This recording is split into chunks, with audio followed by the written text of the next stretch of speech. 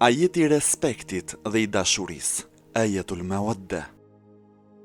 Hakim en-Nisaburiu në librin e tij Mustadrak thot se fjala el-alu dhe ehlu bejt kanë të njëjtin kuptim, po në të njëjtin libër transmeton një frazë nga Abdurrahman ibn Abi Leila, ku thuhet: "Më takoi mua Kab ibn Ujra dhe më tha: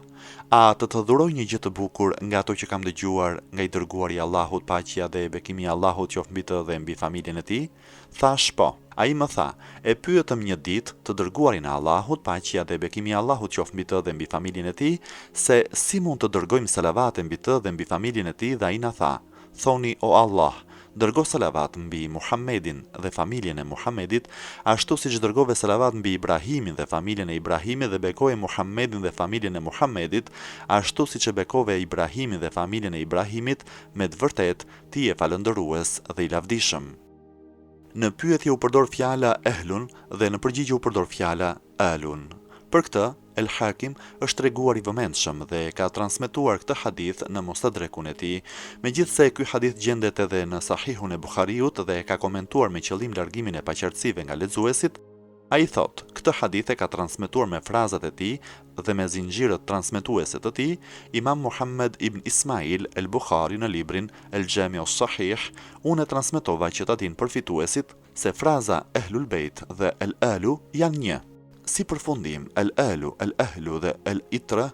kanë si qëllim një të vërtetë të përbashkët, familjen e profetit që janë Aliu, Fatimia, Hasani dhe Hyseini. Mësuam gjithashtu se ajeti tregon për obligimin e dashurisë për familjen e profetit, kështu që përcaktohet se të afërmit për të cilët flet ajeti janë ata të katërt që i dërguari i Allahut, paqja dhe bekimi i Allahut qoftë mbi të dhe mbi familjen e tij, i përfshiu së bashku me të poshtë mbulesës El-Qisau. Betohem në jetën time sikur çdo kërkues të jeti drejt në kërkimet e tij, padyshim që do ta kuptonte se ata katër persona kanë patur një përkujdesje të veçantë nga ana e Allahut dhe pozitë të lartë e të pashoqe tek ai.